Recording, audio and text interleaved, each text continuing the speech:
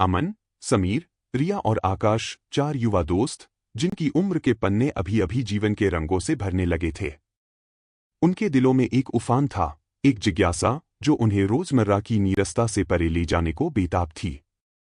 शहर की चकाचौंध और प्रदूषण से दूर, प्रकृति की गोद में एक अलग ही दुनिया की कल्पना उनके मन में पलती थी।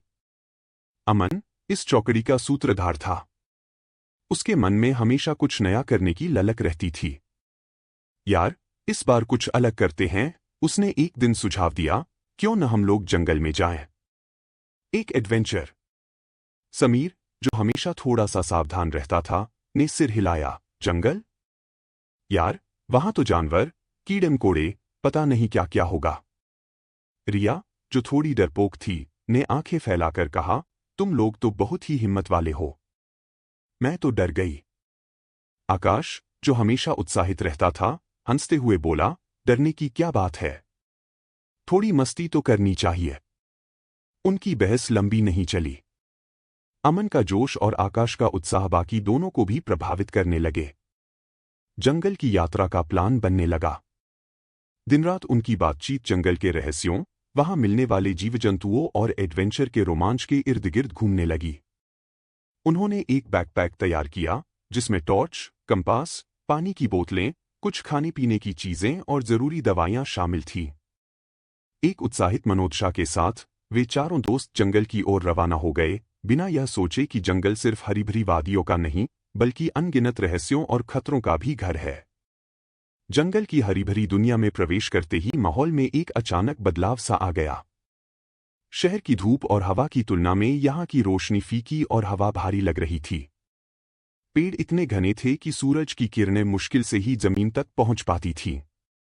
जंगल की गहराई में जाने पर हर कदम पर एक नई दुनिया का अनुभव हो रहा था।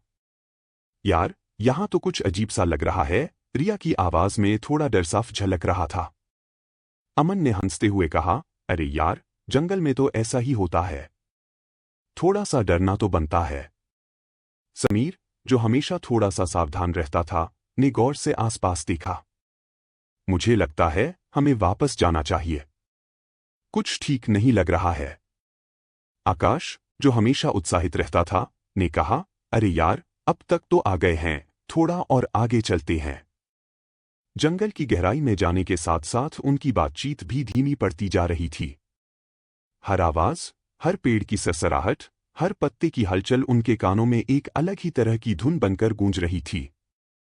अचानक एक अजीब सी आवाज आई। यह एक ऐसी आवाज थी जिसे उन्होंने पहले कभी नहीं सुनी थी। यह किसी जानवर की दहाड़ जैसी थी, लेकिन उससे भी ज्यादा भयानक। चारों दोस्त एक दूसरे की ओर देखने लगे। उनके चेहरे का रंग उड़ गया था। दिल की धड़कन तेज हो गई थी। वह आवाज फिर से आई, इस बार और जोर से। यह किसी जानवर की दहाड़ जैसी लग रही थी, लेकिन उसमें कुछ ऐसा था जो इसे और भी भयानक बना रहा था। चारों दोस्त एक दूसरे का हाथ पकड़कर खड़े हो गए। डर का साया उनके मन पर छा गया। क्या करें अब? रिया की आवाज कांप रही थी।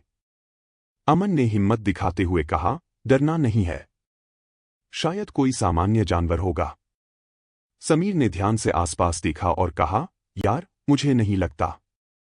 यह आवाज किसी सामान्य जानवर की नहीं है। आकाश ने कहा, चलो, जल्दी से वापस चलते हैं। वे लोग जल्दी जल्दी पीछे की ओर चलने लगे। लेकिन जंगल का रास्ता तो जैसे बदल गया था। उन्हें रास्ता नहीं मिल रहा था। यार, हम कहाँ आ गए हैं? रिया रोने लगी। अमन ने उसे सांत्वना दी, डरना मत, सब ठीक हो जाएगा। जैसे जैसे वे आगे बढ़ते गए, जंगल और भी घना होता गया। अब तो उन्हें अपनी सांसें भी लेने में तकलीफ हो रही थी। डर का साया उनके दिलों में गहराता जा रहा था। अचानक समीर गायब हो गया। सभी ने उसका नाम पुकारा, लेकिन कोई जवाब नहीं आया। डर का साया और गहरा हो गया। समीर, समीर कहाँ गया? रिया चीखी। आकाश ने कहा, शायद वो आगे निकल गया होगा। हम उसे ढूंढते हैं। लेकिन जितना वह लोग ढूंढे, समीर का कोई पता नहीं चला। सुबह होते ही अमन, रिया और आकाश पेड़ से उतरे। उनके शरीर थकान और डर से टूट चुके थे। समीर का कोई पता नहीं था। अब क्या होगा? रिया ने रोते हुए पूछा। अमन ने हिम्मत दिखाते हुए कहा, डरना मत, हम समीर को ढूंढेंगे। लेकिन जंगल बहुत बड़ा था और समीर कहीं भी हो सकता था। वे लोग जंगल में घूमते रहे, समीर को पुकारते रहे, लेकिन उनका कोई पता नहीं चला। धीरे धीरे दिन ढलने लगा। रिया और आकाश थकान और भूख से बेहाल हो चुके थे। अब हम नहीं चल सकते, रिया ने हार मानते हुए कहा। आकाश ने भी कहा, यार अमन, अब हम क्या करेंगे? अमन ने चारों ओर देखा। जंगल धीरे धीरे अंधेरे में डूब रहा था। डर का साया उनके मन में छा गया था। हम यहां नहीं रुक सकते, अमन ने कहा, हमें जल्दी से कोई आश्रय ढूंढना होगा। उन्होंने थोड़ी दूर पर एक छोटी सी गुफा देखी। चलो वहां चलते हैं, अमन ने कहा। वे लोग गुफा में घुस गए। गुफा के अंदर अंधेरा था, लेकिन थोड़ी रोशनी के लिए एक छोटा सा छेद था। उन्होंने जमीन पर पत्ते बिछाए और लेट गए। थकान और डर के कारण वे जल्दी ही सो गए। रात में अमन की नींद कई बार टूटी। हर बार उसे समीर की याद आती थी। कहाँ होगा वो? अमन मन ही मन सोचता था। क्या वो बच गया होगा? अकेलेपन और डर ने उसे घेर लिया था। अचानक उसे गुफा के बाहर से कुछ आवाजें सुनाई दी। उसने धीरे धीरे गुफा से बाहर झांक कर देखा। बाहर कुछ लोग खड़े थे। उनके चेहरे पर चिंता साफ झलक रही थी। वे लोग समीर को तो नहीं ढूंढ रहे होंगे, अमन ने उम्मीद जताते हुए सोचा। उसने धीरे धीरे गुफा से बाहर निकलकर उन लोगों को आवाज दी। वे लोग अमन को देखकर खुशी से चिल्ला उठे। अमन, तुम यहां हो। हम तुम्हें ढूंढ रहे थे। समीर भी मिल गया है। अमन को विश्वास नहीं हो रहा था। उसने दौड़कर समीर को गले लगा लिया। रिया और आकाश भी खुशी से झूम उठे। चारों दोस्त जंगल से बाहर निकल आए। उन्होंने पीछे मुड़कर जंगल को देखा। जंगल अब उन्हें डरावना नहीं लग रहा था। वे जानते थे कि उन्होंने एक भयानक अनुभव का सामना किया है और उससे जीत हासिल की है। वे लोग घर लौट आए, लेकिन उनके मन में जंगल की यादें हमेशा के लिए एच्ड रह गईं। जंगल से निकलकर सभ्यता की दुनिया में लौटना एक अजीब सा एहसास था। चारों दोस्त, अमन, समीर, रिया और आकाश, अब एक अलग ही दुनिया में थे।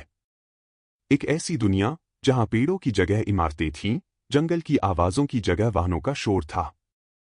जंगल का अनुभव उनके जीवन का एक अटूट हिस्सा बन गया था। हर पल, हर सांस में जंगल की यादें उनके साथ थीं। समीर के खो जाने का डर, अकेलेपन की पीड़ा और जंगल के रहस्यों ने उनके जीवन में एक गहरी छाप छोड़ी थी। रिया, जो पहले डर की मारी हुई थी, अब एक अलग ही लड़की बन गई थी। उसने हिम्मत और साहस का एक नया अर्थ जाना था। आकाश, जो हमेशा उत्साही रहता था, अब थोड़ा संयमित हो गया था। वह जंगल की गहराइयों में छिपे खतरों के बारे में सोचता रहता था। लेकिन इन सब के बीच अमन एक अलग ही दुनिया में जी रहा था। वह जंगल के रहस्यों को सुलझाने की कोशिश में लगा रहा। उसने किताबें पढ़ी, लोगों से बात की, लेकिन जंगल के बारे में जितना जानता था, उतना ही और जानना चाहता था। वह अक्सर अकेले ही जंगल के किनारे जाता था। वहां बैठकर वह घंटों जंगल की ओर देखता रहता। उसकी आंखें जंगल की गहराइयों में खो जाती थीं। उसे लगता था कि जंगल उससे कुछ कहना चाहता है, लेकिन वह उसकी भाषा नहीं समझ पा रहा था। जंगल का अनुभव उनके जीवन का एक अभिन्न हिस्सा बन गया था। यह अनुभव उन्हें जीवन के कई पहलुओं के बारे में सोचने पर मजबूर करता था। उन्होंने सीखा था कि प्रकृति कितनी शक्तिशाली है और उसका सम्मान करना कितना जरूरी है। उन्होंने यह भी सीखा था कि डर को कैसे काबू में किया जाए और दोस्ती की अहमियत क्या होती है। जंगल से लौटने के बाद भी वे चारों दोस्त हमेशा एक दूसरे के साथ रहे। उनके बीच एक अनोखा बंधन बन गया था, जो जीवन भर बना रहा। और हर बार जब वे एक साथ होते, तो उनके मन में जंगल की यादें ताज़ा हो जाती थीं और वे उस साहसिक यात्रा को फिर से जीने लगते थे।